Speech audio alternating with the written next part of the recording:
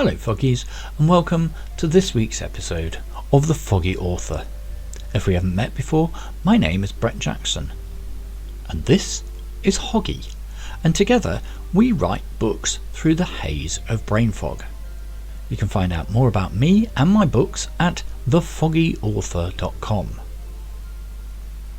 The Fog Log, aka My Writing Life. As part of my weekly review, I was looking at the comments this week, and I just wanted to say I'm really encouraged that you're all still watching my videos, and this is spurring me on to create more content and keep you informed on my progress as an author. If you are an author and get anything out of my videos, I'd love to hear about it. Also, if you have any replies, questions or comments, please feel free to pop them in the comments section below, and I'll reply to them in next week's video. Time Clones 2 update. I've started the final beta edits, and I'm putting a lot of effort into fixing the plot holes for this book. So far I've gone through over 30 different plot holes. I still have plenty to go, but I'm getting there. As usual, the progress is viewable on thefoggyauthor.com. My PC had a small upgrade this week. I changed the case so I had room to install a DVD drive. This opens lots of possibilities. The dedicated drive in my PC means I now have a portable drive for sole use with my laptop. It also means that I can play CDs while working, so no more having to pay for music streaming services, and it means I can do things like creating backups of my data on a regular basis, so if anything goes wrong I can always be sure I have a copy to roll back to. I also had a chance to go and do some writing in a coffee shop before winter starts to settle in. I know that my study is a great place to work, but the change of scenery is always a great thing for my creative mind. Sadly, the Hoggy Cam is still out of action, so no more Wednesday lives just yet until I can get something sorted. But don't worry, I will definitely bring them back, because Hoggy misses you all and he wants to know that he's still having a fun time on holiday. And that's my fog log for this week. Fantasy or sci-fi? If you're new to the newsletter, I introduced a new section last week, and I like to call it Fantasy or Sci-Fi. Last week I read out 10 character names, and I asked you if they were from fantasy genre or sci-fi. Here are last week's answers. Number 1. Darth Vader. Of course, Darth Vader's from Star Wars, which makes him sci-fi. Number 2. Kylo Ren. Also from Star Wars. Again, sci-fi. Number 3, R2-D2, or as one of my commenters mentioned, Arty-Dooty, or however she pronounced it.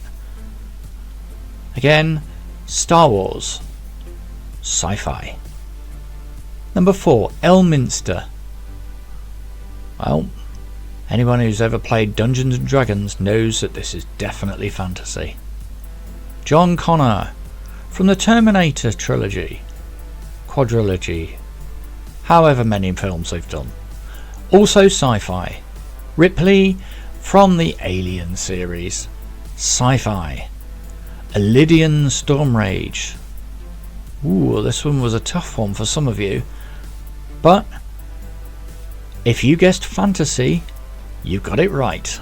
Lydian Stormrage from the World of Warcraft. Minsk, fantasy, from Baldur's Gate. Black Widow, it's an easy one. It's sci-fi, it's Marvel. Aragorn, number 10. Fantasy, Sindarin or Noldorin, from the Tolkien novels. There you go. And now, let's start this week's fantasy or sci-fi. Number 1. HAL 9000. Fantasy or sci-fi. Number 2, Shuri. Fantasy or sci-fi. Number 3, Pug. Fantasy or Sci-Fi. Number 4, Tyrande Moonrunner, Fantasy or Sci-Fi. Number 5, Balin, Fantasy or Sci-Fi. Number 6, Aeryn Sun, Fantasy or Sci-Fi. Number 7, Tessa Gray, Fantasy or Sci-Fi. Number 8, Rendar, Fantasy or Sci-Fi. Number 9, Raccoon, Fantasy or Sci-Fi. And number 10, Neelix, Fantasy or Sci-Fi. As I mentioned earlier, just pop the number up and your answers in the comments. And if you don't know the answer, just have a guess. I'll reveal the answers next week. Good luck.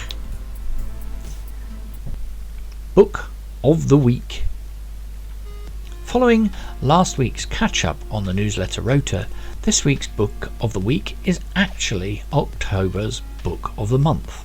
And it is Malice in Wonderland by Tabitha Baldwin. What if Alice grew up in Wonderland, became a pirate and fell in love with the Mad Hatter? Alice has never wanted to be special. All she wants is to live her life in the Wonderland she loves.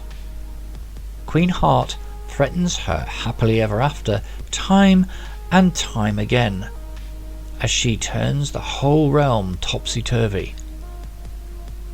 Alice and the pirate crew she sails with are pulled into the battle for justice against the tyrannical Queen. But who will rule once the Queen loses her head? If you're fond of fairy tale retellings with swoony fantasy romance without the spice and all of the angst and drama, then carry on reading. Under the tyranny of Queen Heart's ruthless automation army, hope flickers on the brink of despair.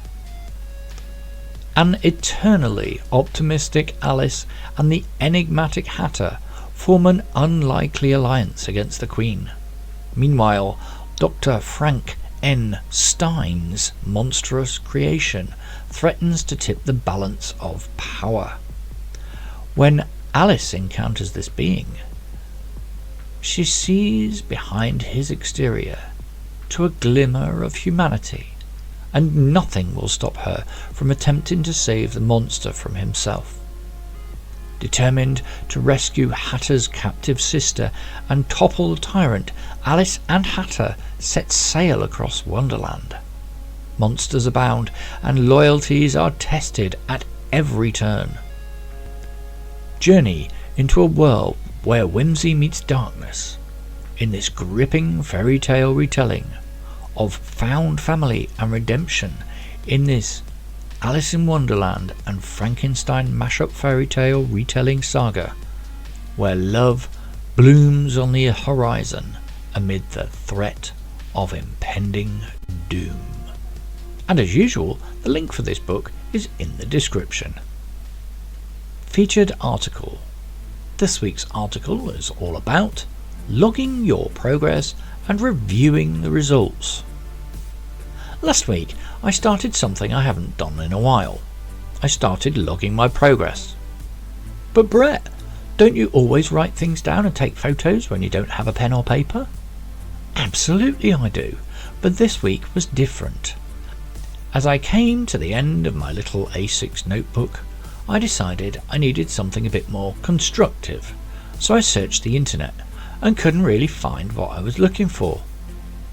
Until I stopped looking and realised it was actually right in front of me. Literally. As some of you may know, I have a monitorizer with some shelves to optimise space on my desk. In the shelves I had my trusty Legend Planner from 2023, which I'd tried to start using but had quickly found something shinier and got distracted. So I opened it up and I noticed that it's undated, but I had a few things in it, for the first few pages anyway. So I pulled out some label stickers, stuck them on top of the writing, and now I have a patchy planner which is ready to be reused. The good thing about this is it's already a mess, so I don't have to worry about making it a mess.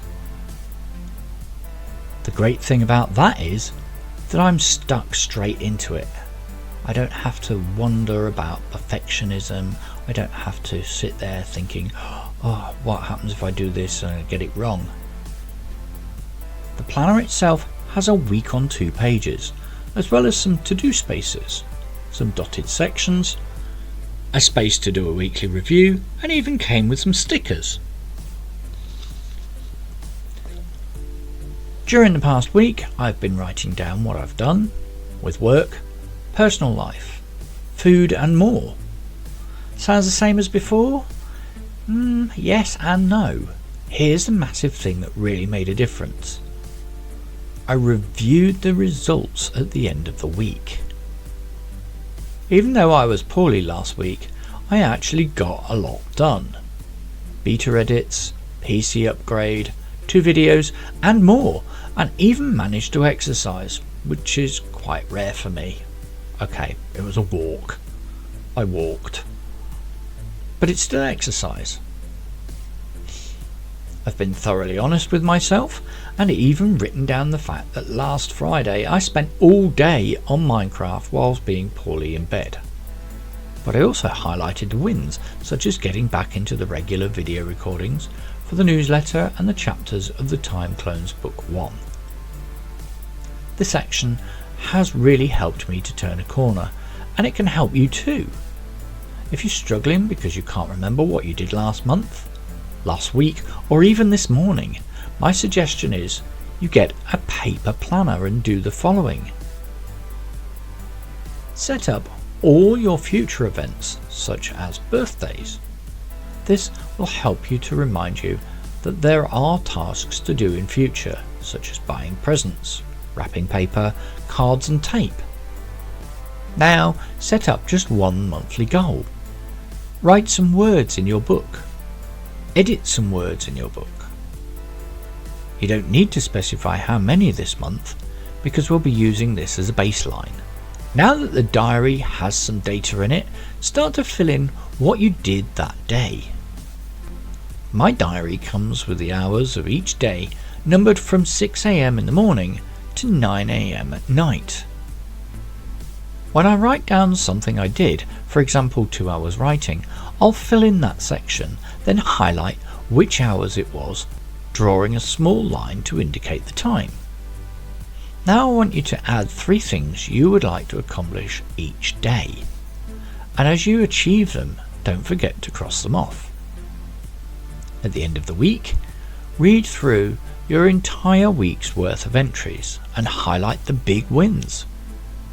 Those things that made you happy, also the lessons you learnt and insights gained, and finally, how you will improve next week. Now, repeat this practice next week, and the week after, etc., etc.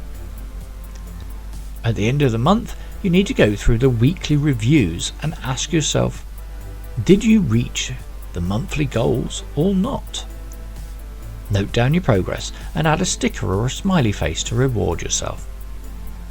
Now, note down how many words you wrote or chapters you edited, etc., and you can use this as a reference to do better next month. This self-competition will help you to start to build routines and habits that help you to stay focused.